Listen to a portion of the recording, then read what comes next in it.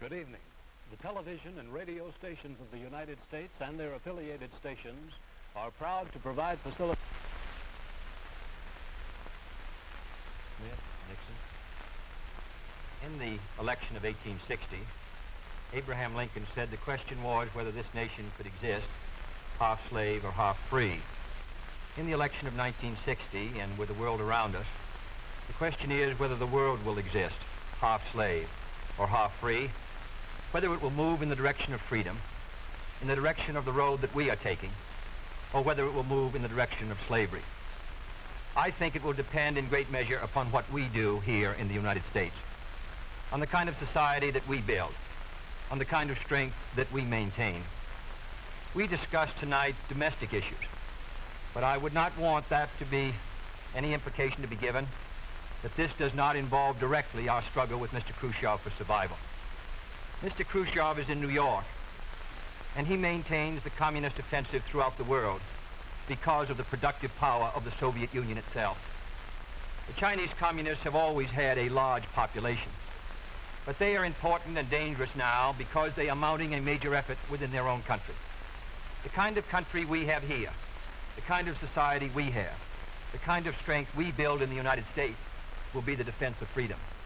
If we do well here, if we meet our obligations, if we're moving ahead, then I think freedom will be secure around the world. If we fail, then freedom fails. Therefore, I think the question before the American people is, are we doing as much as we can do? Are we as strong as we should be? Are we as strong as we must be if we're going to maintain our independence? And if we're going to maintain and hold out the hand of friendship to those who look to us for assistance, to those who look to us for survival?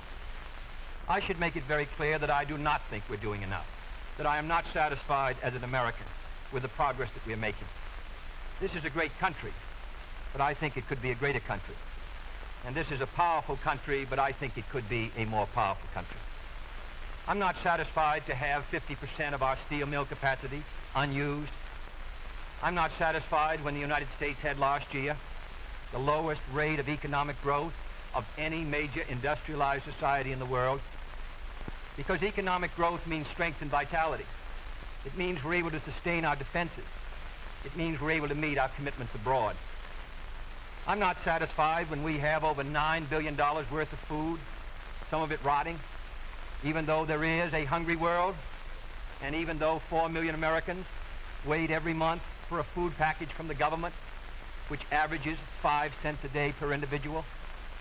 I saw cases in West Virginia, here in the United States, where children took home part of their school lunch in order to feed their families, because I don't think we're meeting our obligation towards these Americans. I'm not satisfied when the Soviet Union is turning out twice as many scientists and engineers as we are. I'm not satisfied when many of our teachers are inadequately paid, or when our children go to school part-time shifts. I think we should have an educational system second to none. I'm not satisfied when I see men like Jimmy Hoffa in charge of the largest union in the United States, still free. I'm not satisfied when we are failing to develop the natural resources of the United States to the fullest. Here in the United States, which developed the Tennessee Valley and which built the Grand Coulee and the other dams in the northwest United States, at the present rate of hydropower production, and that is the hallmark of an industrialized society, the Soviet Union by 1975 will be producing more power than we are. These are all the things, I think, in this country that can make our society strong or can mean that it stands still. I'm not satisfied until every American enjoys his full constitutional rights. If a Negro baby is born, and this is true also of Puerto Ricans and Mexicans in some of our cities, he has about 1/2 as much chance to get through high school as a white baby. He has 1/3 as much chance to get through college as a white student. He has about 1/3 as much chance to be a professional man, about 1/2 as much chance to own a house. He has about 4 times as much chance that he'll be out of work in his life as the white baby. I think we can do better. I don't want the talents of any American to go to waste. I know that there are those who say that we want to turn everything over to the government. I don't at all. I want the individuals to meet their responsibilities. And I want the states to meet their responsibilities. but I think there is also a national responsibility. The argument has been used against every piece of social legislation in the last 25 years. The people of the United States individually could not have developed the Tennessee Valley. Collectively, they could have. A cotton farmer in Georgia, or a peanut farmer, or a dairy farmer in Wisconsin or Minnesota, he cannot protect himself against the forces of supply and demand in the marketplace, but working together in effective governmental programs, he can do so. 17 million Americans who live over 65 on an average Social Security check of about $78 a month. They're not able to sustain themselves individually, but they can sustain themselves through the Social Security system. I don't believe in big government, but I believe in effective governmental action. And I think that's the only way that the United States is going to maintain its freedom. It's the only way that we're going to move ahead. I think we can do a better job. I think we're going to have to do a better job if we are going to meet the responsibilities which time and events have placed upon us. We cannot turn the job over to anyone else. If the United States fails, then the whole cause of freedom fails. And I think it depends in great measure on what we do here in this country. The reason Franklin Roosevelt was a good neighbor in Latin America was because he was a good neighbor in the United States. Because they felt that the American society was moving again. I want us to recapture that image. I want people in Latin America and Africa and Asia to start to look to America, to see how we're doing things, to wonder what the President of the United States is doing, and not to look at Khrushchev or look at the Chinese communists. That is the obligation upon our generation. In 1933, Franklin Roosevelt said in his inaugural that this generation of Americans has a rendezvous with destiny. I think our generation of Americans has the same rendezvous. The question now is, can freedom be maintained under the most severe attack it has ever known? I think it can be. And I think in the final analysis, it depends upon what we do here. I think it's time America started moving again. And now the opening statement by Vice President Richard M. Nixon. Smith, Senator Kennedy. The things that Senator Kennedy has said, many of us can agree with. There is no question but that we cannot discuss our internal affairs in the United States without recognizing that they have a tremendous bearing on our international position. There is no question but that this nation cannot stand still because we are in a deadly competition. A competition not only with the men in the Kremlin, but the men in Peking. We're ahead in this competition, as Senator Kennedy, I think, has implied.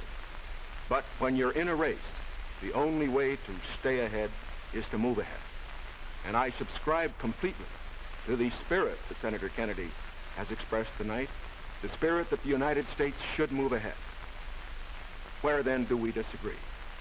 I think we disagree on the implication of his remarks tonight and on the statements that he has made on many occasions during his campaign to the effect that the United States has been standing still. We heard that later. Looking then to this problem of how the United States should move ahead and where the United States is moving, I think it is well that we take the advice of a very famous campaigner. Let's look at the record. Is the United States standing still? Is it true that this administration, as Senator Kennedy has charged, has been an administration of retreat, of defeat, of stagnation? Is it true that as far as this country is concerned, in the field of electric power, in all of the fields that he has mentioned, we have not been moving ahead? Well, we have a comparison that we can make. We have the record of the Truman administration of 7.5 years and the 7.5 years of the schools. We have built more schools in these last 7.5 years than we built in the previous 7.5, for that matter, in the previous 20 years. Let's take hydroelectric power. We have developed more hydroelectric power in these 7.5 years than was developed in any previous administration in history. Let us take hospitals. We find that more have been built in this administration than in the previous administration. The same is true of there's been more growth in this administration than in its predecessor. But let's not put it there. Let's put it in terms of the average family. What has happened to you? we find have gone up 5 times as much in the Eisenhower administration as they did in the Truman administration.